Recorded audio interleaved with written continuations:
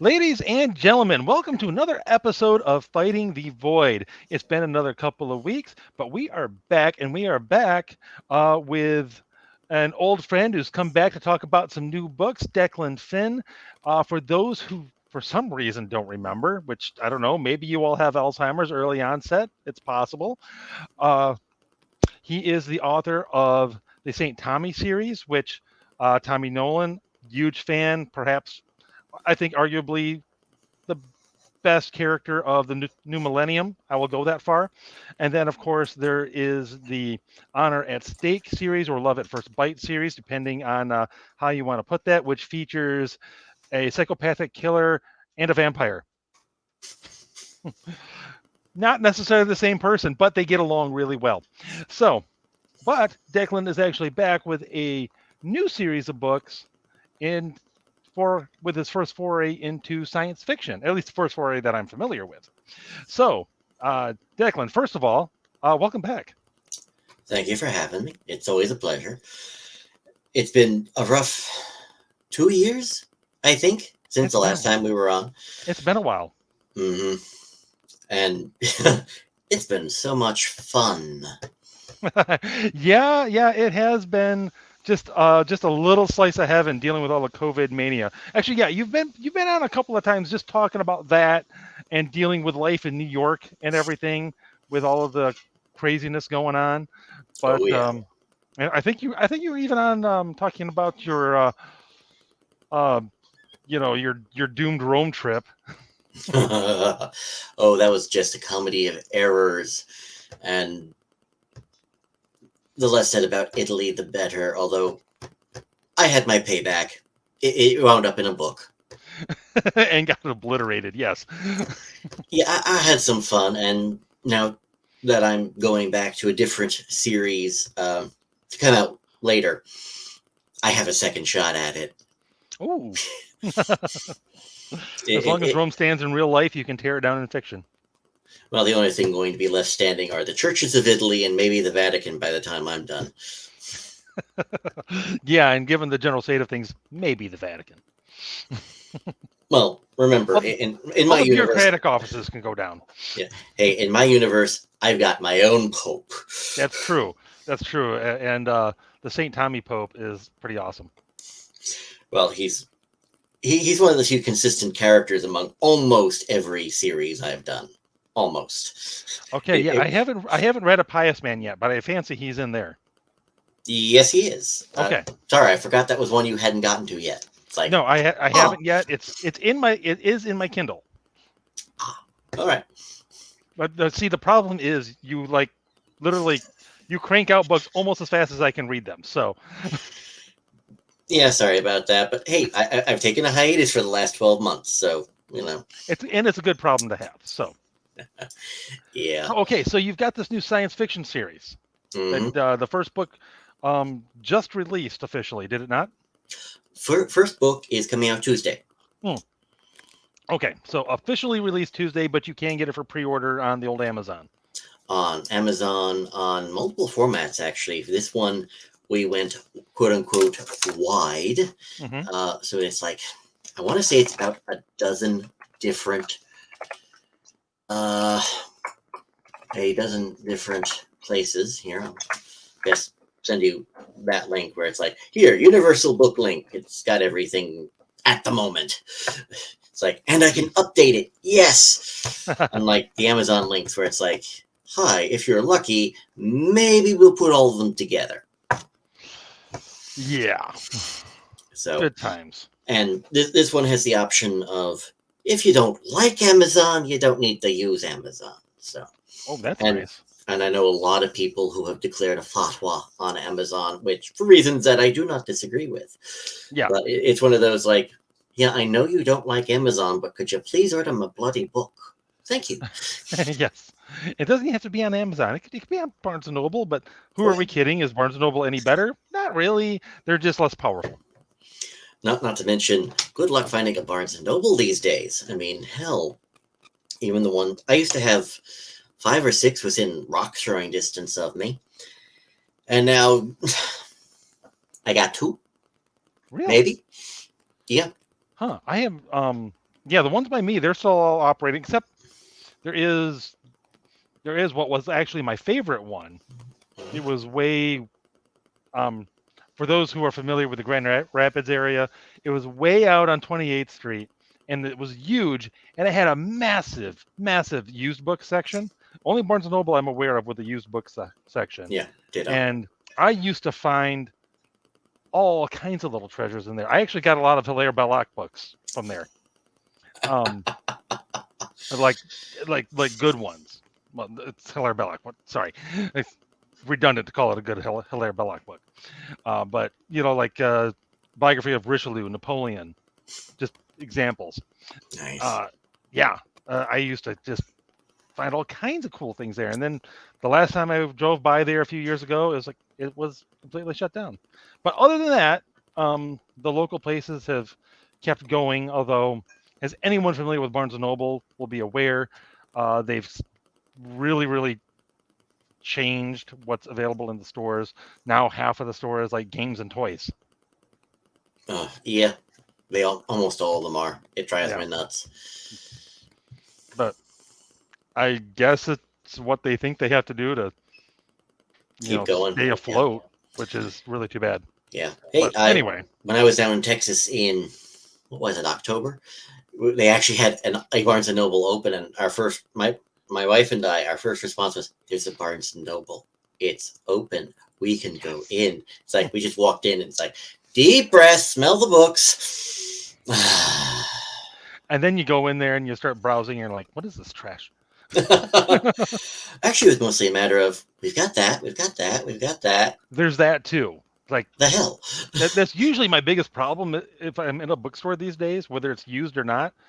I either already have it all, or I have no need for it, or I know it's crap. Yeah. It's one of those three.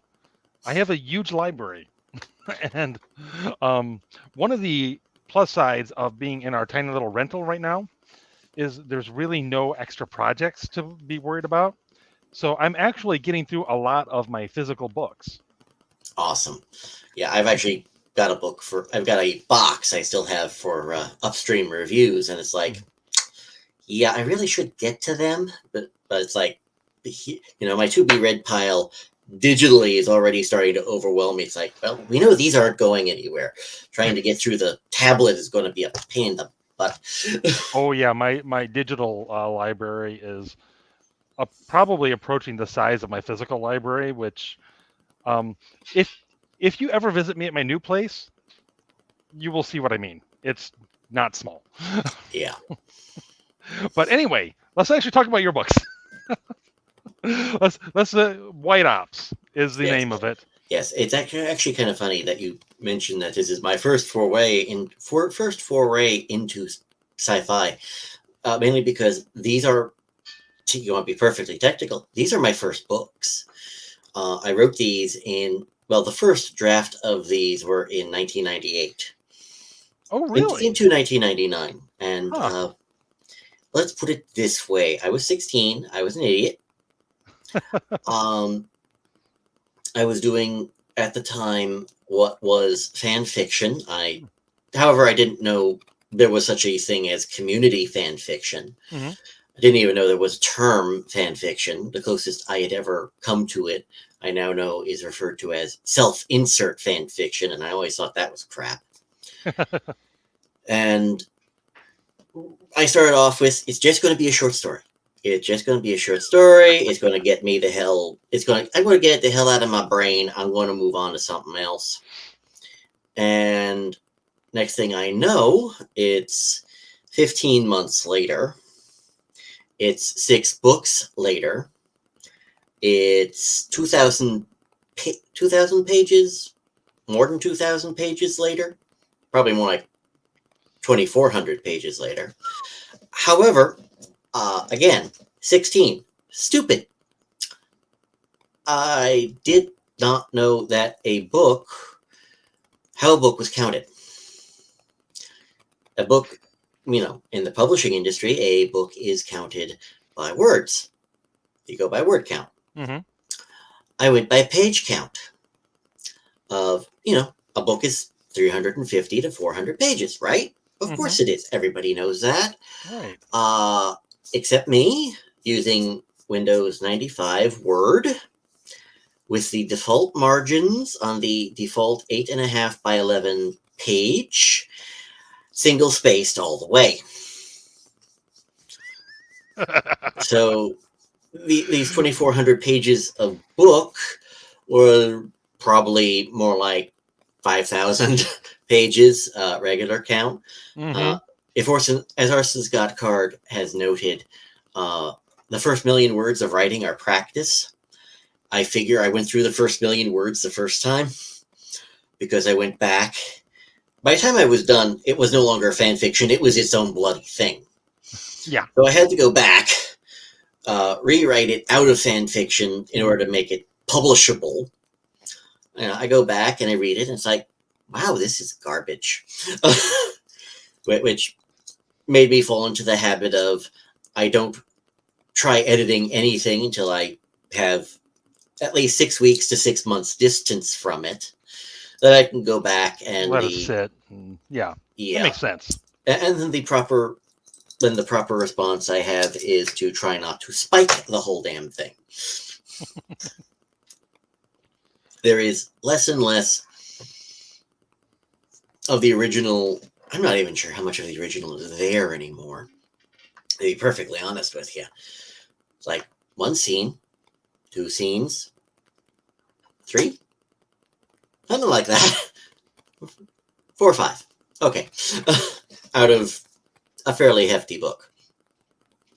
But, and it basically became, it is a space opera. That's the short version. I've had some people look at it and they're trying to classify it, and it's like, well, it's sci-fi, but it's got these elements, but it's got these elements, but it's got those elements. I'm going to go ahead and just modify it. It's a space rock opera. You are way too action driven to be merely an opera. Yeah, I do throw around a lot of projectiles and nukes and yes, other many things. nukes. Now, in fact, that makes me. I have to ask: is was Admiral Newcomb's name a happy accident, or did you plan that? That was deliberate.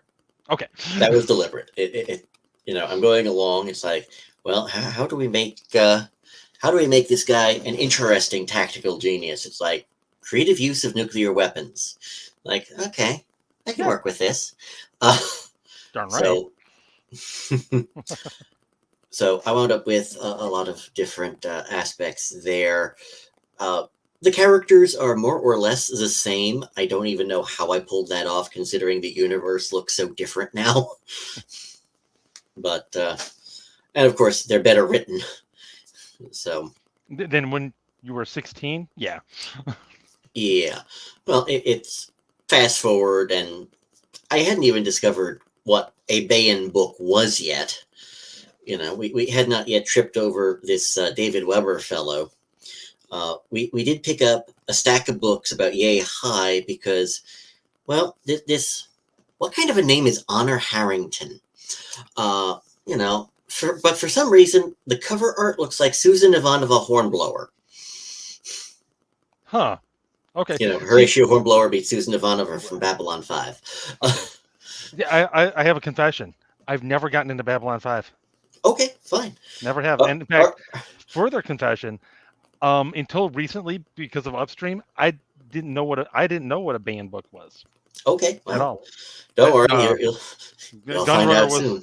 Gunrunner was my first Larry Carrera book, actually, which I'll be uploading my review for that in the very near future. Your first Correa book. Yeah, it's going to get more fun from there. Oh, I even referenced it in my review. This is my first. This is my first Larry Carrera book, and it won't be my last. Yes. For those people who are wondering what the bleep I'm talking about, we're talking about with Upstream Review. It's a book review website that I run with Robert Crucy. Ginger is part. Wait, hold on. Which way am I pointing? That way. There you go. Ginger is actually one of the contributors, so that's going to be fun. It has been so far. I've certainly had an excuse to read a lot of fun books. Yes. Well, we can always arrange for you to read the entire Honor Harrington series, but that's a different conversation. And Okay. good God, that would take up the next 3 hours. Yeah, that could happen. Okay, so back to White Ops though. Um, okay, so the characters managed to stay mostly the same. I noticed that the main character, Mr. Sean Patrick Ryan, one I couldn't well mostly I couldn't help but notice there's some similarities between him and old Saint Tommy. Okay. Uh, Mostly they're both like physically they're both gigantic mountain men, like yeah. and very good at laying the smackdown. Yeah. Well, Personality wise, they're a lot different. oh yeah, yeah. Well, with Saint Tommy, it just kind of happened. I originally envisioned Saint Tommy to be like maybe 5'10", Hmm. uh, fairly slender, but wiry and tough.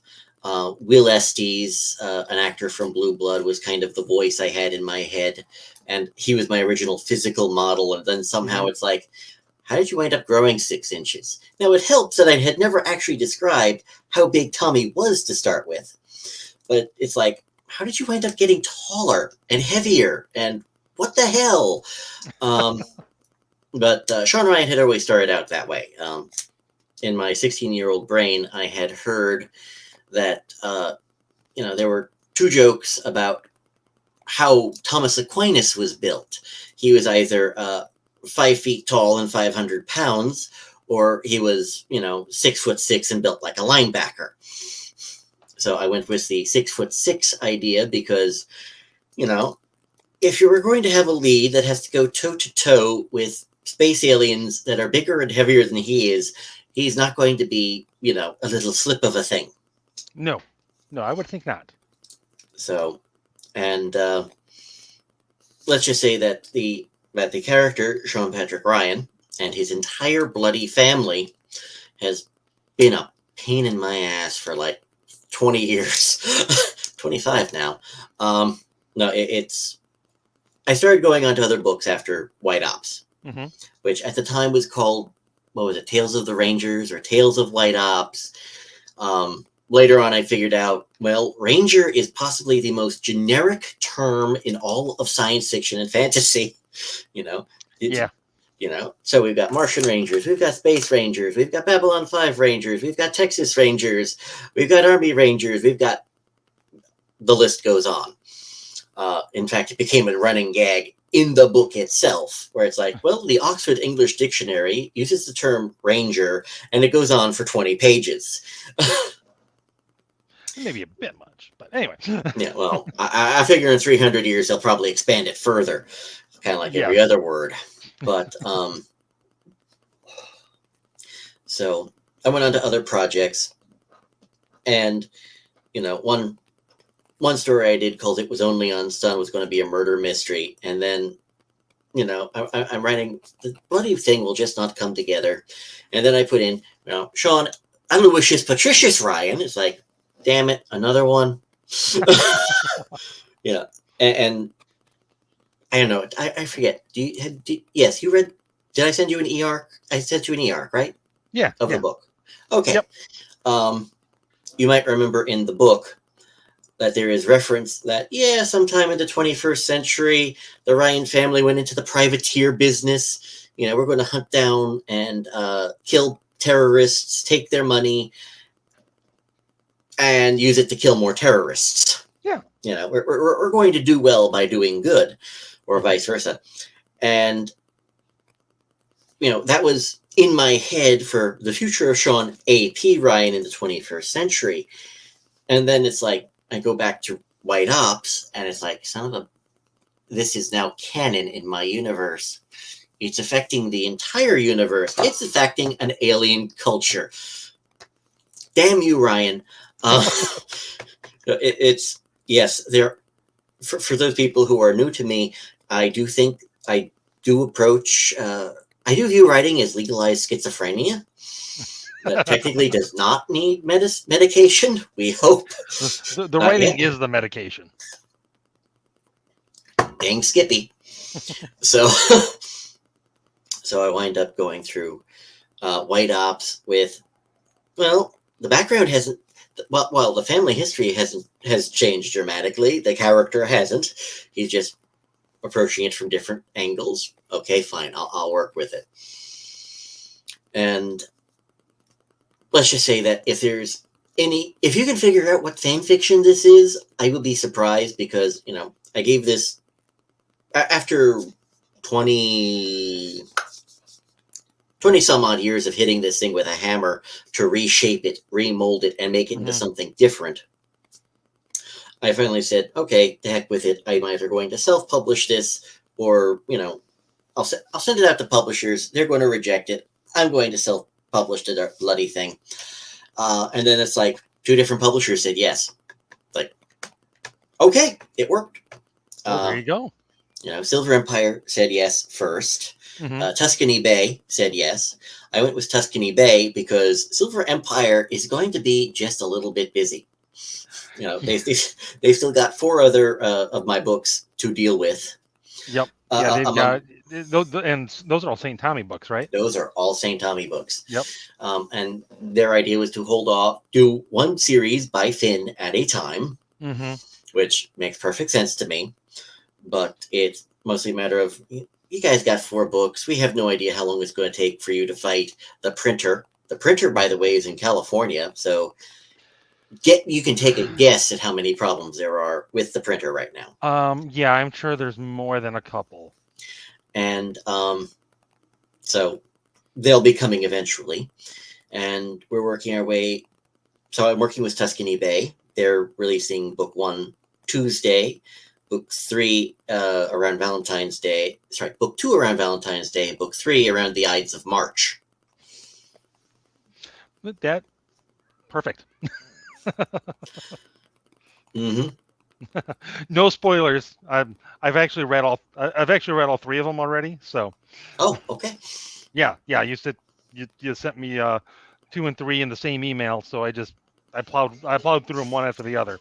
So my review of Politics Kills is about halfway done. So. All right, I'll take it.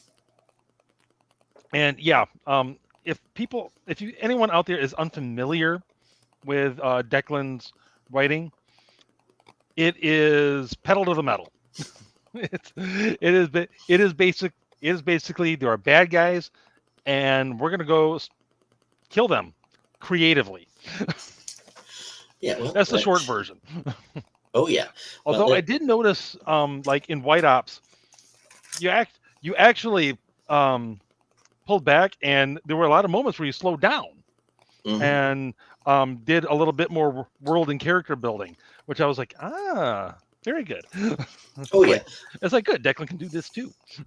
Oh yeah. Well, I think, like I said, a lot of this had been shaped from my experience in reading other books. If you go through a Bayan novel, there's a lot of world building. There's a lot of socio-political aspects for it, and a lot of this gets carried over from the original, because I put a lot of thought into the original character design, and each character is shaped by the planet and the culture. So when I wound up coming back to it, I wound up doing a complete redesign on the characters and the cultures. So it's like, screw it, we're going to dump them straight in, because a lot of the cultural assumptions end up shaping parts of the book, as you definitely saw by Politics Kills. And that one was just a matter of, wow, that's a lot of bodies. Like, yeah, just a few. Like, I don't have many characters that are mass murderers. So, murder, war, whatever. Oh, there aren't too many people who have. Yes, I alone personally have X body count. So, I was thinking of that in the first book, even in that scene where Ryan takes out the oh gosh, I can't remember the character's name, but the mercenaries in the first half of the book.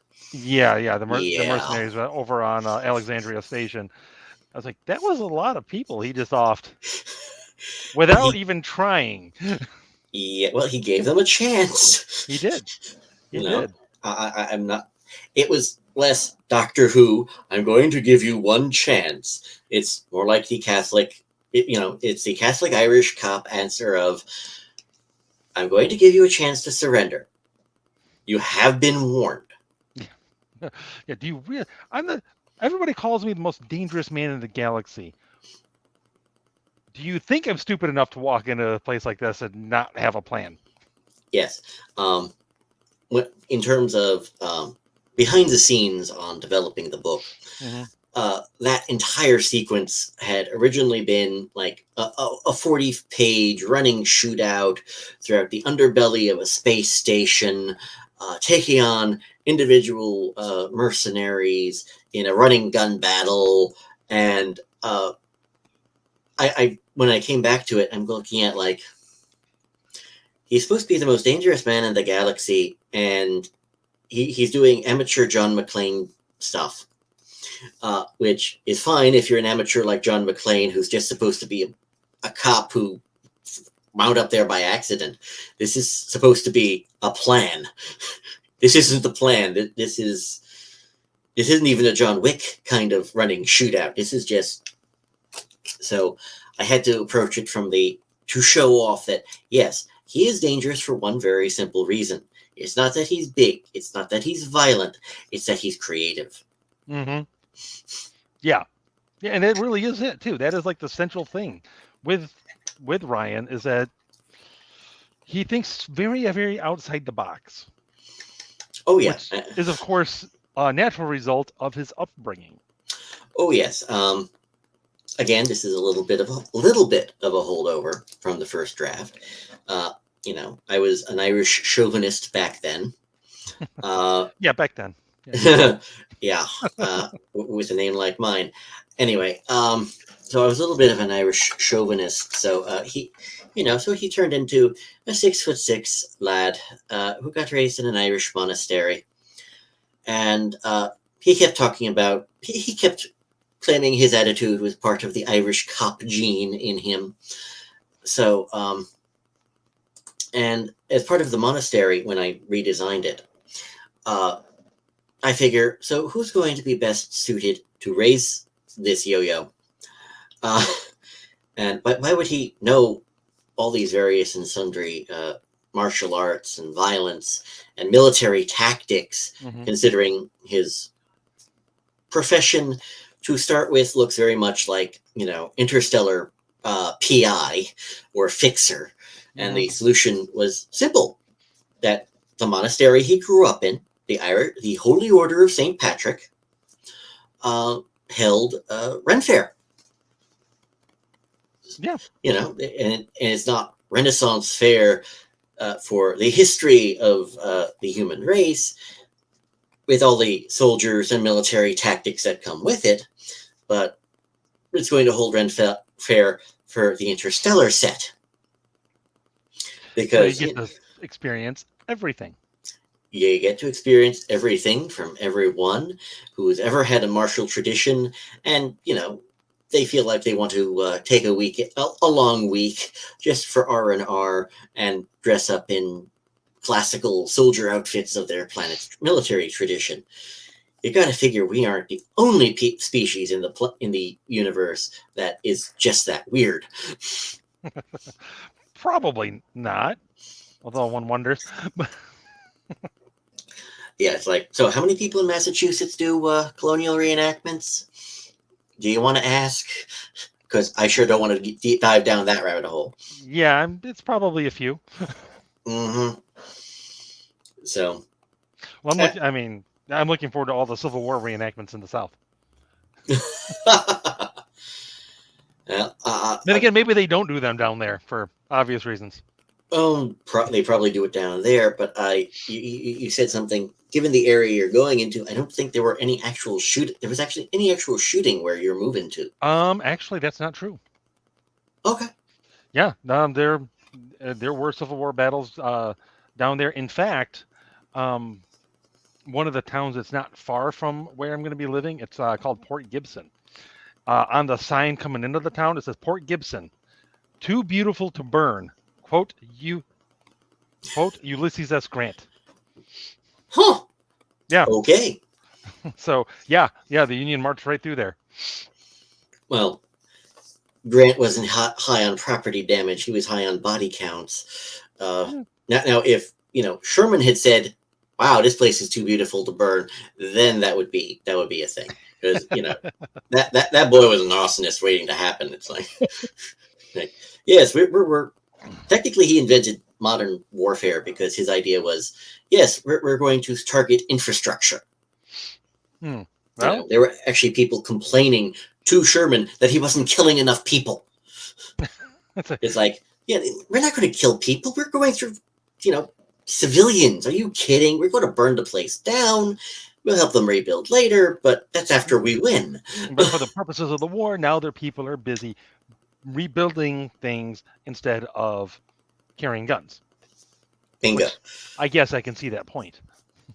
Mm. And yes, Jake Wilson, I'm sure there were more Civil War battles than people think. My problem is I haven't gone through The Complete Civil War by Shelby Foote, where it's like, that's the sort of thing where you read over the course of an entire summer. When they called it the American Odyssey, the American Iliad, they weren't kidding. And it's like, what, 100 pages just on trying to get through the Charlie Foxtrot that was Gettysburg. Boy. So I might have to add that to my reading list because I'm moving to the South. I should probably get bone up more on the Civil War and also blues. Because I'm not doing country.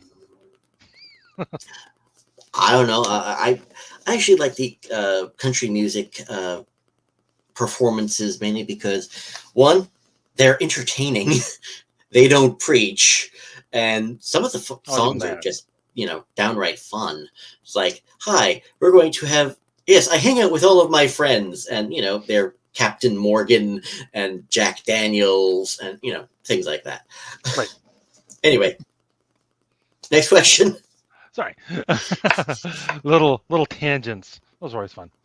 Okay, so the main story of White Ops, it gets started with, right after taking a bunch of mercenaries in Alexandria. Was it right after that or was it during? Anyway, Ryan figures out. Oh wait, no, this was before that. Ryan figures out that something's fishy going on with this alien race called the Pharmacore. Yeah, the Pharmakoi. I decided I was going to open with the Iliad, and a 10-year space battle with a race called the Pharmakoi. If we know one or two Greek Orthodox people who will come in going, wait, they're pharmacists? Yes, I stole the word. So the Pharmakoi, everybody kind of thought of them as upstart little buggers who are they're just annoying. And they have this bad habit of picking on the most advanced alien race in the sector, named the Renar. Until one day, almost overnight, the Pharmakoi have enough technology to go toe-to-toe with the Renar. And, Sean Ryan, while everyone else is busy fighting a war, he's going, wait, hold on, stop. The Pharmakoi aren't smart enough to use some of this technology. Even if they found it, they wouldn't have been smart enough to reverse engineer it. So if they didn't reverse engineer it, the worst case scenario is somebody gave it to them. Yeah. And, in our experience, if you're giving out weapons, you're either A, selling, or B, you're giving out to clients who work for you. Think of it as the British in India who handed out muskets while the British themselves had Maxim guns and rifles. So if they have technology to go toe-to-toe with the most powerful race in the sector, and these are the muskets. What do the Maxim guns look like in this analogy? Mm-hmm. And once they are done, well, and while everyone is trying to fight this war, Ryan is trying to prepare for the next one. Because, yeah, it's all very nice to have weapons development at this level.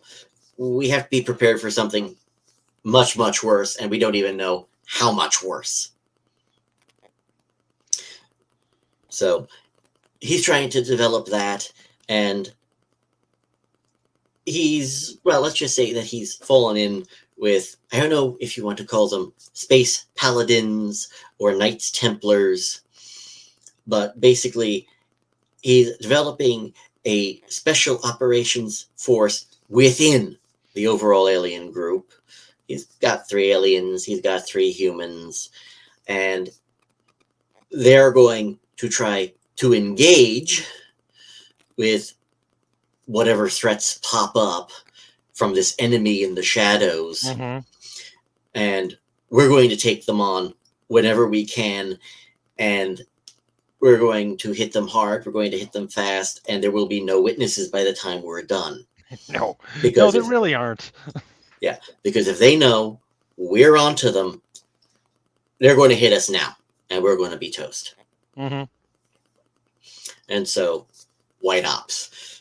We're going to be doing special operations on the side of good and light, and we brag about them, and they're all laudable, but we can't actually say anything or else. Right. Or else they find out and they launch before we're ready. Yep. So it's not exactly like, and these aliens, who I refer to as the anima, yes, I use Greek and Latin, just because. And the anima, I kind of wanted them to have a One Ring effect, and I think, I don't remember if I call it this in the book. You do, yeah. Okay. Where they are all telepathic to some degree. And like with the One Ring, they have the ability to reach out and touch the dark parts of everybody in positions of power. And yes, all you have to do is just take what you want and just they give a little push. Yeah. And that causes all sorts of other problems. Many problems, especially for, the citizens of Earth. Citizens of Earth, at least one interstellar empire. Yeah, a lot of problems. So you would have thought that a president by the name of Hillary Macbeth would have been the real one to watch out for. But yeah. And yes, for those who don't know, that is the name of a character in White Ops, although it's more of a bit part. She's a bit part, mainly because, yes, I am a smartass. I am not that big of a smartass. I wasn't going. It's like, no, I cannot do this character for the entire series as long as this problem lasts. We have to move on to somebody else. Although when I did run across that name, I did laugh. I was like, "Yep, that makes sense." And then I do also love that the wife of President Douglas Wills is her name is Karen. I don't know if you intended that, but it's awesome. Honestly, I don't think Karen was used in much of the day-to-day like it is in current vocabulary. Mm-hmm. I think it might have just been a matter of I plucked it out of the air, and it's like, crap, Karen. Okay, we'll stick with it. Well, it wound up working out beautifully. It's like, oh yes, this insufferable, murderous, horrible woman who is an elitist snob is named Karen. Of course she is. Yeah, just lucky, I guess. Oh yeah. Every now and then the stars align just right, and it's a wonderful thing to behold. So yeah, and of course you have the other significant supporting character with Sherman Newcomb, who we already kind of referenced. The guy who's kind of in the right place at the right time at the beginning of the Pharmacoy War. Yeah, if you don't mind being hunted by a nice large expeditionary force. Mm-hmm. But no, I wanted to be able to establish his credits immediately. Kind of like with Sean and the Mercenaries. I want to. With Sean, it's like, how creative can he get? With Newcomb, it's how does he approach things from a more military point of view? Yeah. And yeah, he was fun, especially designing him where I did not design him as necessarily ugly. He's just funny looking. Mm-hmm. So, Just a little off. mm-hmm. So yeah, and I have fun with that long term, especially since yes, especially since I have the press turn on him later on because the press never changes. No, no. Look, the guy, if I was it Herodotus or Thucydides, who was the father of history. Either way, the father of histories is also referred to as the father of lies, because, gee, everybody who has ever chronicled the day-to-day events or even more recent past events or any past events, they just make stuff up. They lie. It's like, fast forward to William Randolph Hearst. Repeat as needed. Yeah, yeah. I mean, if nothing these days, if you don't think you're being lied to, you're you're awfully used to being lied to, I guess. All right. Thank you. Thank You're you the to mark. Jake. Thank you. Thank you to Jake Wilson in the Ah, comments, who I was right the first time. It was Herodotus. Okay. okay. All right. Sorry, it's like not enough RAM in the hard drive anymore.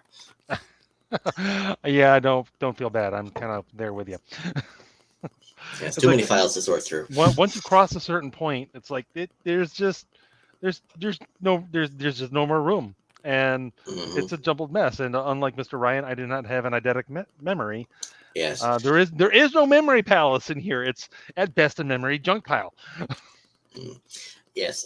Although uh, first draft through, I gave him an eidetic memory because I wanted him to be making a whole bunch of utterly random references at almost any time, and it boiled down to, well, I cut out a lot of the references, believe it or not, and it boiled down to yes, he's got an eidetic memory, which helps with all memorizing all of the Renfear martial arts, but more importantly, uh, I wound up with the Memory Palace, which is a later invention, current edition, and I just had fun with it because it's like, yes, here, he's a telepath. Here, let me give you a tour of my Memory Palace. Yes, when he finally comes to well, I don't want to give too much away, but Yes. there's there are interests beyond just blowing up bad guys in the book. We'll put it that way. Oh, yeah. Well, like I said, I tried to throw in everything into this, so space opera is really the only category that covers everything I throw in. Like I said, space rock opera. It's like a space opera done by the Trans-Siberian Orchestra, Okay. which is awesome. So there you go.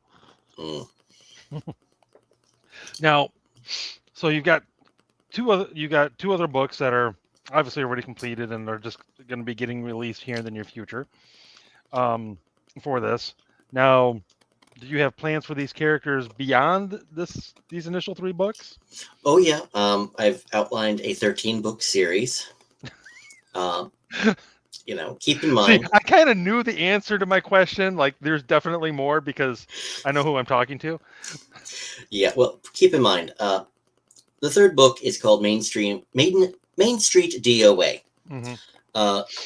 The line in your e-arc had to be rewritten because we don't want to get sued. It basically, the opening of Main Street DOA is, the problems of talking with your alien superior officer. It's like, well, all these wars have been fought, all these battles have been won.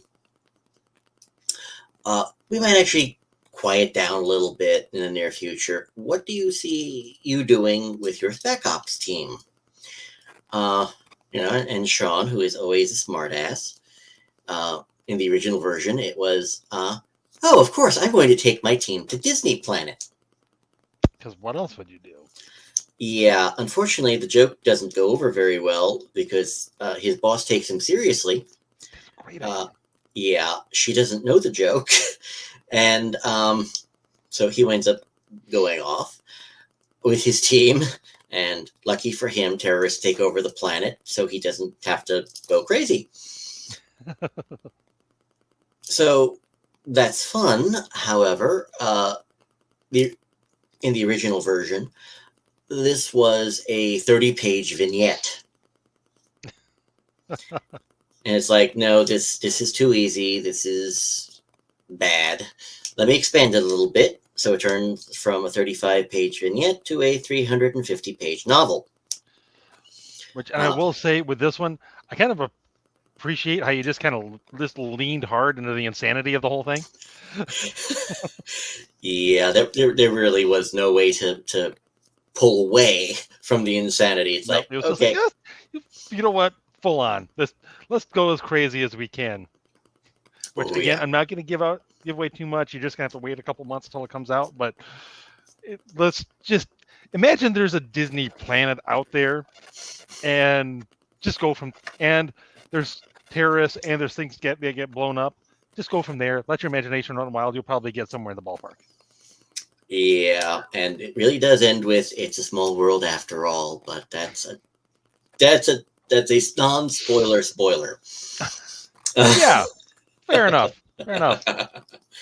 But no, I have a whole bunch of threads that I've got kicking around the books. That's I've already laid the groundwork for at least 4 other novels in the first 3 novels. So I actually had somebody who I had sent an advanced copy to going, "Hi, you did this over here. You did this over here. You are going to follow up on these, right? Did you forget they were there?" It's like, no, I didn't forget. More to come. More to come. Mm-hmm. But right now, I've unlike with Silver Empire, I have learned my lesson. I'm only going to drop 3 books on a publisher at any one time. There you go, and then you can just kind of sprinkle them out. Mm-hmm. Which again will be good given how prolific you are. Oh yeah, and while those books are coming out, I'm working on a sequel series to one of my other quartets, which is great because I was going to go there next. So that would be Marco and Amanda. Yes, my heroes from the Love at First Bite quartet. Mm-hmm.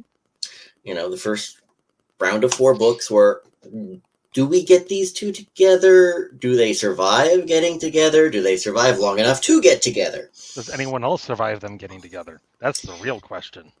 That too, but yeah, there was a little bit of a buddy count in number 4, wasn't there? I actually had to go back to read the end of book 4 to remember who died, so that was fun. So I'm working on Honeymoon from Hell because first thing you got to do is get them married eventually, and I hate romances that drag on. That they do 2 things. Romance is either, oh, they meet, they fall in love immediately and then fall into bed immediately, or they meet, they take a book or 2 to fall in love, and they almost never get married. It's like, the hell? Yeah. I'm sorry, what was the point of getting together if you're not going to get married and move forward? Anyway, I know it's a weird idea, I know. But moving on from there, and I figure, what's the best way to have fun with them? And it's, take them on a tour of the United States for their honeymoon, because one is a vampire, and if they do an international travel, the vampire is going to have to write cargo. So because you can't really control the windows on an airplane. Yeah, that wouldn't go over well. No. And so, but hey, you travel by train, you got more control over this sort of thing. That's true. Or you could always steal the whatever private jet it is the Vatican uses to transport her around. So, so yeah, just I'm working on that right now. I'm on chapter 29 of that. One of the things I'm doing is I'm posting it a chapter at a time to my Patreon Mm-hmm. for people who really want to get it right this minute. And I might have to retool what I'm doing because my original schedule was going to be a chapter a week. However, at the rate of speed I write, I might wind up publishing books 1 through 5 before I'm done posting book 1 on Patreon. So That's why you've been posting them so quickly. well, I Because I noticed figured. it's been a lot faster than one a week. Well, the first week I figured, okay, these are short stories. I have shared them with Patreon readers before. I'll just get them out of the way so that people who have read them can skim them. People who haven't read them can get caught up. Mm-hmm. Probably posting 7 chapters in 7 days was probably not the brightest idea. So I'll have to modify and moderate exactly how these work, how they get distributed as we go along. But so far it's been fun. I do like playing with my characters. These are not the sort that, with St. Tommy NYPD, I outline and then I write Mm-hmm. and I change as needed. With these two, they are so fully developed, I just wind them up, drop them into a situation, and let them wreak havoc. Or in this case, have havoc wreaked upon them. Until they start to fight back, and then don't get in their way, because Yeah. I have a special place in my heart for Marco. I really do. Yeah, he's special. And it's weird when you're writing characters by the seat of your pants, as the phrase goes, a pantster if you're into inside baseball. And I didn't realize just how much of a New York chauvinist he was, because, okay, fine, he made some cracks about San Francisco. Who doesn't? Then he gets to Chicago, and he just won't stop mouthing off. It's like, the second class city. It's like, oh, Marco, stop it. Like, come on, they stole everything from New York. Just look at Union Station. It looks like they carbon copied ours. You might as well have seen the watermarks and the blueprints. Like, wow, I knew he could be obnoxious at times, but it's like, what do you got against Chicago, man? Apparently, it's a lot. So, yeah, it was weird. But then again, I was going through posts I had made about the original quartet on Facebook, and I remembered that he also hated the Red Sox. And I'm going, wait, he likes baseball? Since when? I don't like baseball. Apparently, Marco does. Oh no. That tells me that he needs a specially designed baseball bat for killing vampires. Don't give him ideas. He'll do it. Oh, I know.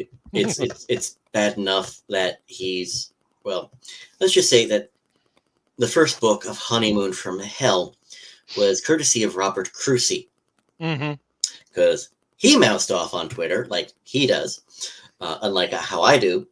And he says, well, one of these vampire romance books should get up the gumption to just call themselves the Neck Romancer. Like, well, I was going to have a necromancer as a villain in this book anyway. Challenge accepted. I saw your post on that. I was like, yeah, that's perfect. Yeah. And that's come into a lot of, well, look up what happens when you mix regular plain old packing styrofoam and plain old gasoline you get from the pump. It's yeah. Let's just say you might love the smell of it in the morning. Hmm.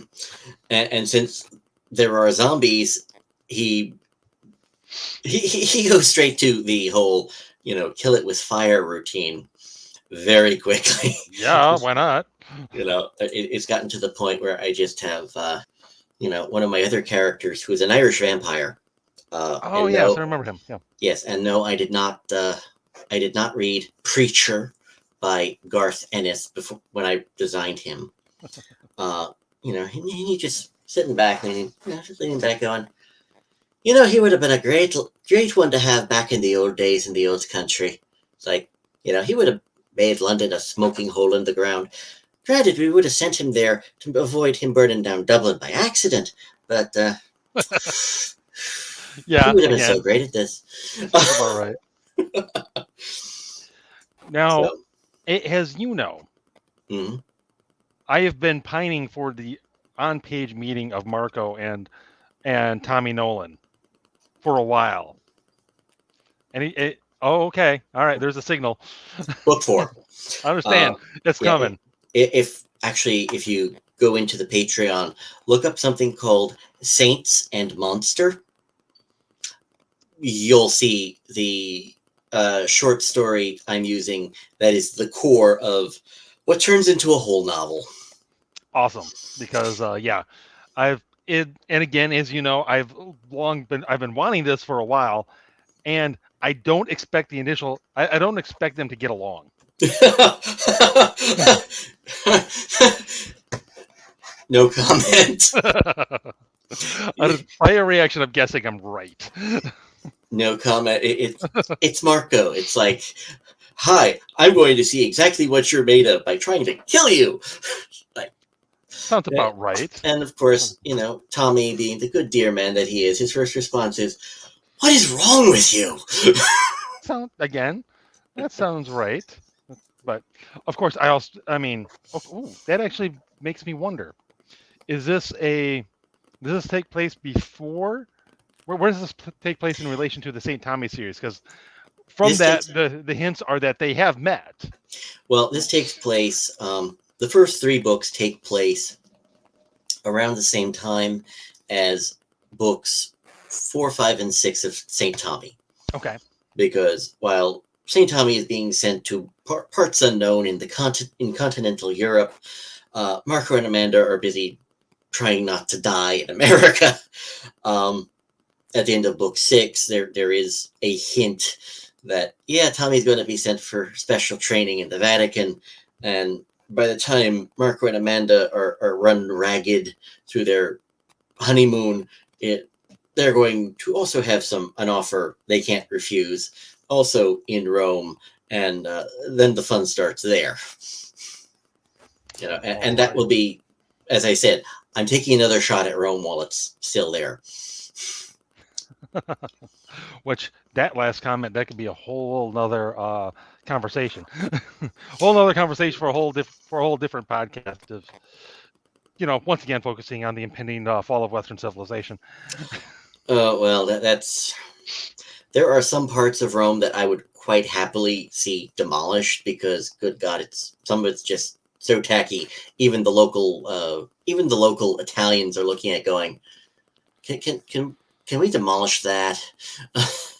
There's one building in Rome, the Palace of Vincent Emmanuel, and the locals call it the wedding cake because it's just big, ugly white block of marble. But still old, apparently. It's only 100 plus years old, late 1800s. Okay, so old for Americans, built yesterday for Italians. Pretty much. Well, when you consider that the entire city, in plain archaeological terms, it's referred to as a tell. One city gets raised, the next one gets built on top of it, repeat as needed. Right. Yeah. The Italians refer to it as lasagna because different layers of the city. It makes sense. There are several ruins in the middle of Rome around the Trajan Column and Vincent Emmanuel's palace, where you go into the ruins, and yes, you get to see the cutaway view, as it were, where it's like, okay, this century, this century, this century, this century, or oh, okay, yeah, you see the top of that Roman temple. Yeah, that's a church that was built on the ruins, but everything from there down, that was covered up until about the 1700s. you know. Yikes! Or my somebody else I know who went to Rome many many years ago. Her and her husband. She said they were there, and we were talking about like things being old, and she said while they were there, they somebody asked the tour guide, it's like, how old is this? These steps or whatever they were. It's like, oh, that's not old. That's 14th century. That over there, That's old. That's 4th century before Christ. Hmm. That's old. It's like you just turn. And it's like, oh, that thing's like 2,500 years old. Oh yeah, just, yeah. just right there. I'm like, yeah, we're still puppies over here on this side of the pond. Oh yeah.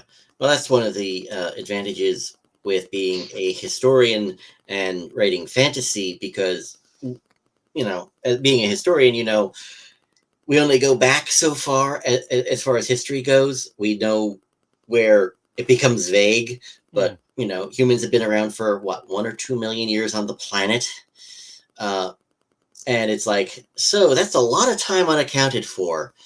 So we've got the Nephilim, we've got Fae, that sort of thing. And I actually was, I don't know how much you remember in Love at First Bite, but I get into some of the microbiology of vampires. I don't remember much of it, but yeah. Okay. Okay. Let's just say that I get into it some more now that I have introduced concepts like the Fae into the world, and well, it's going to be fun. I was it just knowing that we were talking, I was kind of thinking about some of your process and your world and everything. How you've mentioned a few times that you kind of figure out your lore as you go.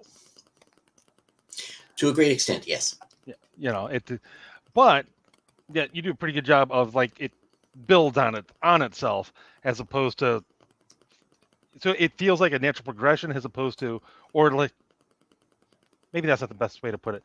More like your characters are naturally discovering these things as they move along through life and in this weird, wild and wacky world, um, as opposed to it kind of coming out of the blue. And it occurred to me a surprising analog to that, that is a little bit more well known, is actually the MCU. The way it kind of went from a guy who built a suit in a cave to Doctor Strange in the multiverse. Yes. And it didn't feel like it was all just coming out of nowhere. It just kind of felt like, they kind of ease you into it. Okay. So I'll started with something relatively normal and like, oh, we're at this level of stuff that should seem crazy.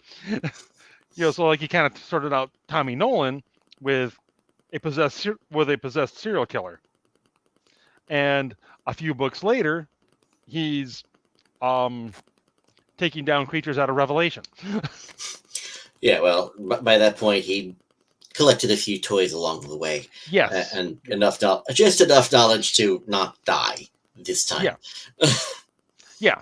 Which is, I thought that, so it kind of illustrates that process does work Oh and works yes, well.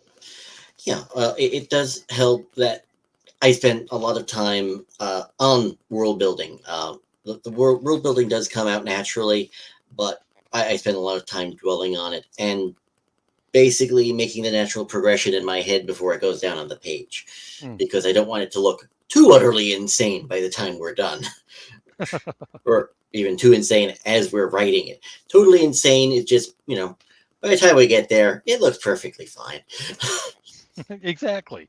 Which is just how it should be. And here we are. We are already over an hour, as tends to happen. Um, so unless you So, do you have any other final thoughts? Any other sales pitches here before we wrap things up?